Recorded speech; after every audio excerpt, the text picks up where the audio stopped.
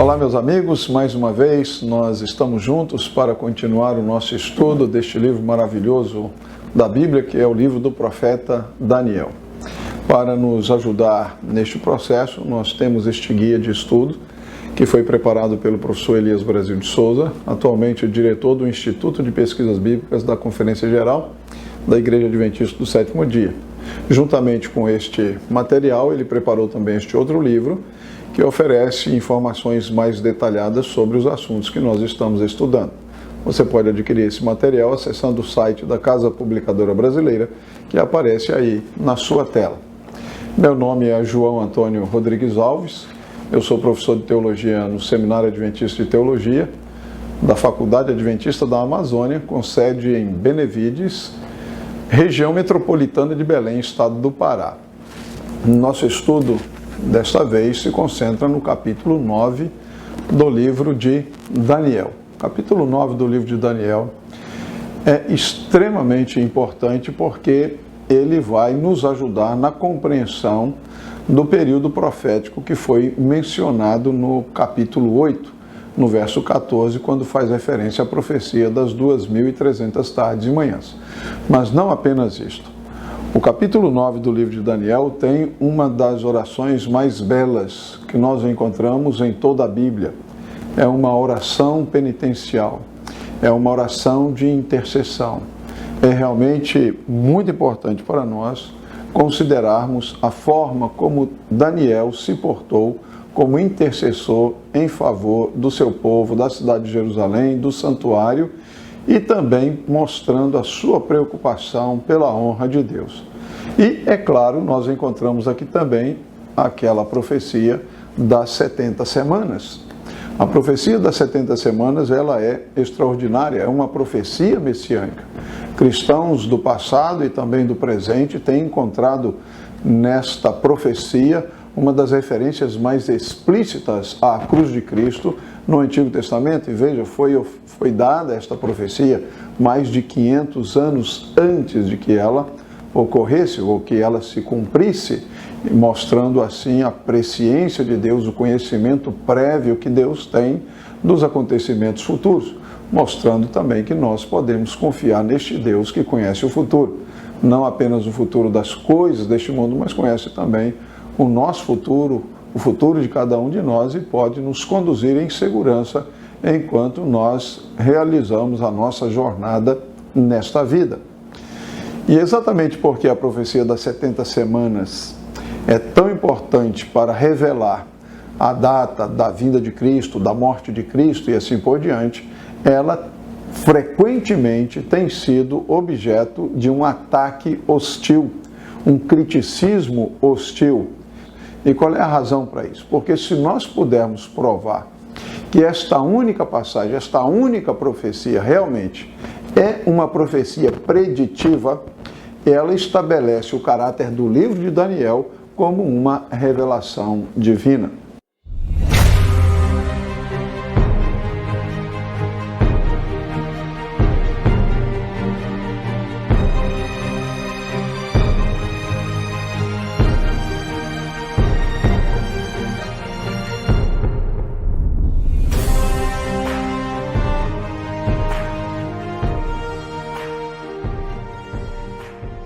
Antes, porém, de entrarmos nos detalhes desta profecia, nós vamos orar a Deus e pedir a sua bênção para o estudo que iremos fazer.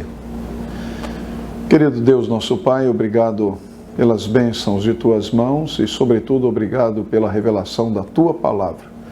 Obrigado pela profecia que nós encontramos no capítulo 9 do livro de Daniel. Obrigado pela oração que nós encontramos neste capítulo também, uma oração que é uma verdadeira inspiração para nós quando enfrentamos os nossos dilemas neste mundo. Que o Teu Espírito possa mover a nossa mente e o nosso coração ao estudarmos esta profecia, esta oração, e que a mensagem que o Senhor tem para nós possa encontrar um lugar em nosso coração. Oramos em nome de Jesus. Amém. Nesta oração que nós encontramos aqui no capítulo 9, nós encontramos elementos tradicionais de louvor, de súplica, de confissão de pecados. Também é uma referência à história, a referência a teologia do concerto de Deus com o seu povo, há uma referência à terra, há uma referência à lei, à Torá de Moisés, as instruções de Deus através do seu servo Moisés. Nesta oração, Daniel declara a justiça dos atos de Deus. Daniel proclama a fidelidade de Deus, contrastando a fidelidade de Deus com a infidelidade do povo. A fidelidade de Deus ao seu concerto, mas a infidelidade do povo diante de Deus sendo desleal e não cumprindo a sua parte neste concerto. Além disso, nós encontramos aqui a confissão que Daniel faz dos pecados do povo e o seu apelo à misericórdia divina. A promessa de Deus é que se o seu povo confessar os seus pecados, Jeová se lembrará do seu concerto com o seu povo, Jeová vai se lembrar da terra prometida, Jeová vai perdoar e Jeová vai restaurar a sorte do seu povo. E é nesse contexto, então, de oração que o anjo Gabriel, ele mais uma vez é enviado da parte de Deus para dar a Daniel a certeza de que a sua oração foi ouvida, de que a sua confissão foi aceita e de que uma resposta em forma de profecia também foi enviada do céu. A oração é introduzida com a informação de que Daniel estudava a profecia de Jeremias e diz aqui que foi no primeiro ano de Dario, filho de Assuero, da linhagem dos Medos, o qual foi constituído rei sobre o reino dos caldeus. Isso demonstra que a oração de Daniel ela é motivada pela Escritura. Quando ele afirma aqui no verso 2, assim, entendi pelos livros o profeta Jeremias. E então ele menciona aqui do cativeiro babilônico, assim por diante. Então Daniel estava orando, estudando a Bíblia. Devemos também observar que esta oração aqui, ela está relacionada com a visão do capítulo 8. Nós vimos no episódio anterior que o anjo intérprete explicou 3 elementos da profecia do capítulo 8. Explicou o carneiro, que se refere à Medo-Pérsia, explicou o símbolo do bode, que se refere ao Império Greco-Macedônico, e também explicou o chifre pequeno com a sua expansão horizontal, que simboliza o Império Romano, ou seja, Roma Imperial, e também a expansão vertical do chifre pequeno lá no capítulo 8, voltando-se contra o santuário celestial, contra Jesus Cristo, o sumo sacerdote desse santuário, mostrando que esse chifre também é um poder político e religioso, uma vez que ele se intromete na esfera das coisas que pertencem a Deus. Tá certo? Então, nós temos aqui faltando a explicação do elemento temporal que apareceu lá no verso 14. Quando termina o capítulo 8 do livro de Daniel, ele diz assim: espantava-me com a visão e não havia quem a entendesse. Então, Daniel terminou o relato do capítulo 8 dizendo que ele recebeu alguma explicação, mas uma parte daquela visão não foi explicada e ele estava aqui espantado sem entender aquilo que havia sido revelado a ele. E agora observe uma outra coisa interessante. Aqui no capítulo 8 diz que Daniel recebeu esta visão no 3º ano do reinado do rei Belsazar. Isso aqui pode ter ocorrido dependendo dos estudiosos, mas a variação seria de mais ou menos 3 anos. Isso poderia ter ocorrido por volta do ano 550 ou por volta do ano 547. Só que quando nós chegamos no capítulo 9, Daniel está realizando esta oração, e é quando ele recebe a profecia das 70 semanas, no 1º ano de Dario. E o 1º ano de Dario é exatamente o ano 539. Então, quanto tempo já havia se passado desde a visão do capítulo 8? Ora, se lá a data mais próxima é 547, aqui nós estamos em 539, então nós teríamos aí pelo menos 8 anos entre uma visão e outra, entre uma revelação e outra. E isto aqui nos ensina alguma coisa. Nós não devemos desistir de suplicar, de clamar a Deus. A resposta Deus oferece Deus nos dá no tempo determinado por Ele. Talvez Deus esteja nos dizendo assim: continue orando. A oração nos fortalece, a oração faz bem para a nossa vida espiritual. A oração, ela ajuda a nos disciplinar. E a oração é uma confissão de que nós verdadeiramente confiamos em Deus. Seja a resposta de Deus dada prontamente, seja a resposta de Deus retardada, como foi o caso aqui, entre a visão do capítulo 8 e esta oração do capítulo 9. No mínimo 8 anos, Daniel sem entender e esperando, estudando e tentando compreender qual é a vontade de Deus. E assim nós também devemos fazer. Mas Daniel estava preocupado, ele queria entender o tempo profético. E ele então se aplicou ao estudo da profecia dos 70 anos do cativeiro que havia sido predito pelo profeta Jeremias. E quando nós estudamos então a oração de Daniel, nós encontramos que nesta oração havia uma preocupação também relacionada com o tempo, porque aqui no verso 19 nós encontramos o clamor de Daniel dizendo assim: ó Senhor, não te retardes. Ou seja, Daniel estava, de alguma forma, ansioso para ver uma resposta de Deus com relação ao tempo. Seja o tempo do cativeiro do povo de Israel, que estava em Babilônia já por quase 70 anos, cumprindo assim a predição de Jeremias, seja também a preocupação de Daniel em entender o elemento temporal das 2.300 tardes e manhãs que havia sido apresentado a ele na visão do capítulo 8.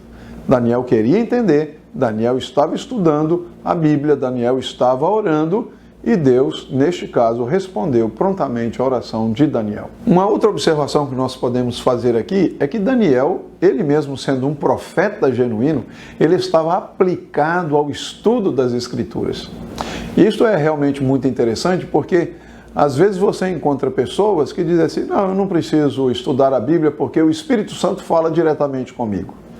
Ora, eu sei que o Espírito Santo falava com Daniel. O anjo chegou aqui no capítulo 9, no verso 23, e disse para Daniel que ele era muito amado pelo céu. Então eu sei quem era Daniel.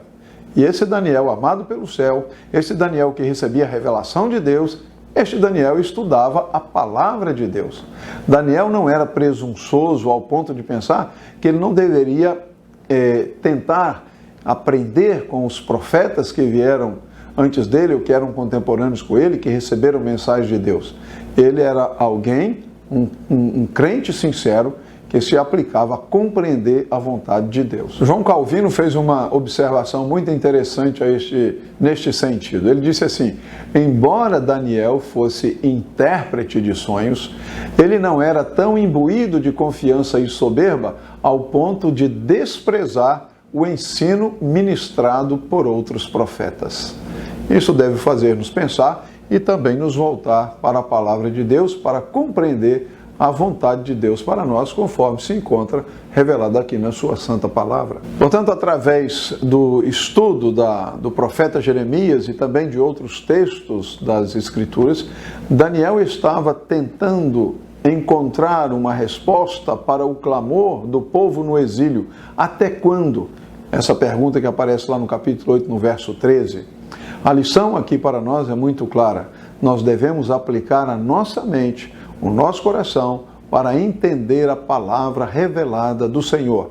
Ninguém está justificado por manifestar algum tipo de desprezo pela palavra escrita, revelada, como está aqui codificada nas Escrituras Sagradas, sustentando-se aí, quem sabe, numa suposta comunicação direta com o Espírito Santo de Deus.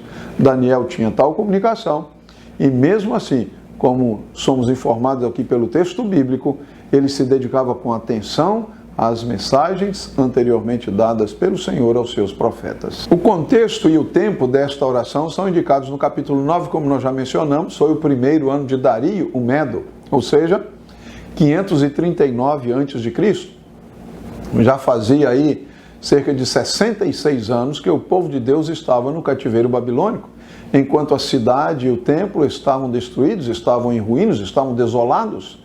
Desta forma, era natural a ansiedade de Daniel com respeito à restauração da cidade de Jerusalém, com respeito à restauração do templo que ali se encontrava, com respeito à restauração da nação de Israel.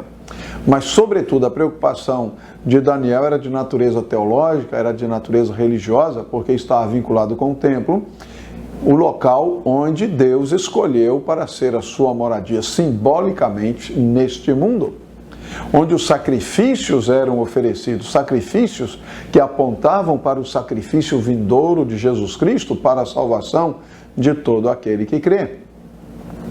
Então, estudando a profecia de Jeremias, Daniel entendeu que o período do cativeiro já estava se aproximando do fim, mas ele enfrentava um dilema: como é que ele harmonizaria a sua compreensão do final do cativeiro predito por Jeremias e a profecia de Daniel 8,14 das 2.300 tardes e manhãs, e o anjo disse que isto aqui se referia ao tempo do fim, era para dias ainda muito distantes. Como declarou um estudioso, havia claramente um conflito entre as informações da profecia de Jeremias e aquelas que foram dadas na revelação do capítulo 8, que falava sobre este longo período de tempo das 2.300 tardes e manhãs, que nós vimos no episódio anterior, que simboliza 2.300 anos literais. Então foi nesta situação de uma angústia mental, desejando, ansiando ver o retorno do povo, do seu povo, para Jerusalém, levando ainda sobre os seus ombros o fardo pelo bem de Israel, que Daniel então apresenta a última oração que é registrada no seu livro. Esta linda oração. Esta oração que aparece aqui, na verdade, é o clímax de uma vida de oração, como nós encontramos exemplificado na vida de Daniel. É conveniente recordar também que a referência ao primeiro ano de Dario nos leva aos capítulos 5 e 6. Ou seja, o momento ali da queda de Babilônia, a transição dos impérios, o rei de Babilônia para a Média e a Pérsia combinadas, e ainda mais aquele complô que nós encontramos lá no capítulo 6, dos oficiais ali do Império Medo-Persa, que estavam tentando de alguma forma prejudicar Daniel e que resultou no lançamento de Daniel na cova dos leões. E aí vem a pergunta: se nós estamos no primeiro ano de Dario Medo, aqui no capítulo 9, o capítulo 6 também é o primeiro ano de Dario Medo, quando foi que Daniel orou? Antes ou depois do episódio da cova dos leões? Alguns autores entendem que Daniel orou, essa oração de Daniel no capítulo 9, ela está situada no contexto da conspiração contra o profeta Daniel, como se encontra registrado ali no capítulo 6. Na perspectiva humana, Daniel não sobreviveria aos leões. Portanto, esta seria a sua última oração. E ele então faz um clamor fervoroso em favor de seu povo, em favor da sua cidade, em favor do templo, para que se cumprisse a palavra de Jeremias. E Deus colocaria então, desta forma, um fim ao cativeiro e restauraria o seu povo e restauraria a nação de Israel. O exemplo de Daniel, ele permanece para todos os fiéis que se enfrentam aos seus próprios dilemas no curso de sua vida. E Daniel orou ao Deus a quem ele conhecia, confiando na sua justiça e confiando na sua misericórdia. Agora, uma coisa que nós devemos observar aqui é como Daniel se refere a Deus nesta oração. Aqui no verso 3 diz assim: voltei o meu rosto ao Senhor Deus, Adonai Elohim. E diz aqui no verso 4, orei ao Senhor meu Deus, Yahweh Elohim. Então Daniel se aproxima de Deus com santa reverência, tratando a Deus como realmente ele deve ser tratado. Esta oração de Daniel, ela é descrita como voltar o rosto a Deus, com o objetivo de buscar a Deus. Esta descrição aqui, ela é intensificada pelas referências à oração e súplicas, com jejum, com pano de saco, com cinza. Esta oração aqui não era parte da rotina normal ou uma oração estereotipada, aquelas que as pessoas memorizam e apenas repetem. Esta era uma oração que era o derramar do coração de Daniel diante do seu Deus, a quem ele conhecia e em quem ele confiava. Os símbolos da morte que aqui são mencionados, jejum, pano de saco e cinza, destacam a angústia que vivia o profeta naquela ocasião e a intensidade da sua busca por uma resposta que restaurasse a esperança em um momento de transição política que afetava diretamente o povo de Deus. Somente aqui no capítulo 9 de Daniel nós encontramos o nome sagrado de Deus, Yahweh, conhecido somente dos israelitas e raramente pronunciado.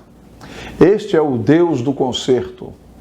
Yahweh criou, ele mantém, ele sustenta o mundo natural e isto inclui naturalmente a humanidade, inclui a cada um de nós.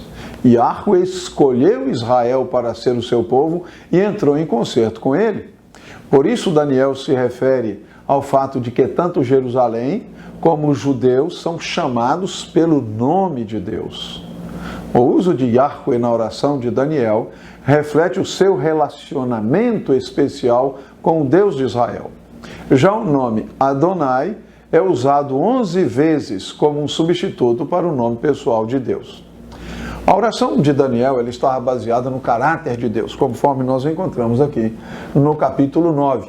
A grandeza, a grandiosidade, a fidelidade, a justiça, o perdão, a misericórdia. Essas descrições evidenciam que Daniel conhecia muito bem o Deus a quem ele estava se dirigindo. E quando nós conhecemos alguém, então nós nos sentimos mais confiantes de nos aproximar dele. E Daniel tinha este conhecimento. Há aqui um equilíbrio na concepção que Daniel tem de Deus. Este Deus é grande e é temível, como aparece aqui no versículo 4. Grande e temível. Mas este Deus é aquele Deus que faz o quê? Guarda a aliança e a misericórdia. Nós devemos ter uma percepção equilibrada desse Deus. Não falar apenas desse amor, desse Deus que é amor, e isso está correto, mas também entender que este Deus é o Deus de toda justiça, é o Deus de toda misericórdia. Esse é o Deus que verdadeiramente nos ama e quer o bem de cada um de nós. No final do verso 18, Daniel diz que este Deus é o Deus das muitas misericórdias. E Daniel confiava nesse Deus de muitas misericórdias. A palavra aqui aparece no plural. Ela aparece primeiro no singular e aqui no verso 18, no finalzinho, aparece no plural. Esta palavra, ela expressa sentimentos muito fortes. É uma forte emoção. A raiz desta palavra, ela se refere ao útero. Ela denota os fortes sentimentos de amor e preocupação que podem ser esperados encontrar no seio de uma família, por parte da mãe, por parte do pai, um pai amoroso, uma mãe amorosa, ou um esposo, ou um irmão. Portanto, quando Daniel fala que Deus é esse Deus de muitas misericórdias, significa que este Deus tem sentimentos fortes vinculados com os seus filhos. Mas não se trata, no caso de Deus, de mero sentimento, de mera compaixão. Aqui sugere alguma coisa que leva Deus a agir em favor dos seus filhos. A descrição de Deus aqui no capítulo 9 como aquele que traz a justiça é muito frequente. E esta justiça, ela contrasta de maneira muito forte com o povo de Daniel, que não é justo, conforme nós encontramos aqui na sua oração no versículo 18. Mas Daniel ele vai além de exaltar os atributos de Deus. Daniel começa a listar os pecados de Israel. E aqui está uma lição muito importante. Às vezes nós fazemos uma oração e fazemos um pedido genérico a Deus, perdoa os nossos pecados. E termina por aí. Daniel ele utiliza diferentes palavras para se referir aos pecados do povo. E isso nos ensina que em nossas orações, quando nós fazemos confissão de pecado, nós devemos ser específicos acerca dos pecados para os quais nós estamos apresentando arrependimento e pedindo a Deus o seu perdão. Daniel aqui, ele não faz uma confissão genérica, ele faz uma confissão específica. É como se Daniel não quisesse passar por alto, ele não queria se esquecer de nenhum dos pecados, de nenhum ato transgressor da parte do seu povo. E uma outra coisa importante aqui, Daniel se identificou com o povo. Embora, como nós já vimos no verso 23, o anjo diz que Daniel é muito amado pelo céu, Daniel se identifica com o seu povo.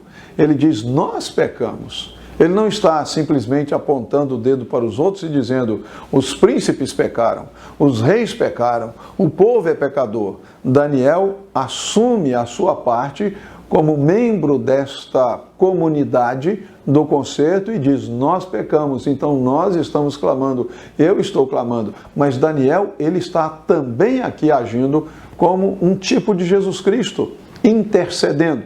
Lógico, Jesus Cristo não tem pecado, Daniel, como ser humano, era pecador, mas neste seu papel de intercessor pelo povo, Daniel está fazendo aquilo que Cristo faz em nosso favor.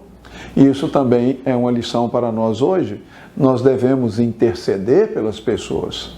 Em vez de apontar o dedo, e Daniel, quem sabe, poderia com justiça fazer isso e dizer eu não sou culpado de tudo isso que aconteceu, e Daniel poderia apontar o dedo para o povo e para a liderança do povo. Daniel não fez isso e nós também não devemos fazer. Nós não devemos subir num pedestal de uma falsa santidade e começar a apontar o dedo para os nossos irmãos e dizer, este é pecador porque faz isto, aquele ali é pecador porque faz aquilo, e este grupo que está ali reunido também é pecador por mais aquilo outro. Este tipo de atitude acusatória é a atitude que é inspirada por Satanás. A atitude inspirada por Jesus Cristo é, nós nos unimos com os nossos irmãos, intercedemos por eles, lutamos junto com eles, porque Jesus quer salvar a todos nós e nós devemos, na medida do possível, ajudar os nossos irmãos em suas lutas, em suas batalhas, em suas dificuldades. E como foi que Deus respondeu a esta oração de Daniel, a intercessão de Daniel pelo povo, a intercessão de Daniel pela cidade, a intercessão de Daniel pelo templo e também a preocupação de Daniel pela honra do nome de Deus? Como foi que Deus respondeu? De fato, Deus respondeu indo muito além daquilo que Daniel esperava. Quando Deus respondeu, ele ofereceu uma perspectiva muito mais abrangente para Daniel.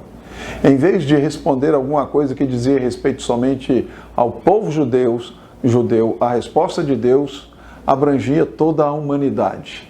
Em vez de uma resposta que dizia respeito apenas à cidade de Jerusalém, a resposta de Deus nos conduziria até a Nova Jerusalém. Em vez da resposta de Deus cobrir apenas o destino do templo da cidade de Jerusalém, a resposta de Deus apontava para o templo celestial.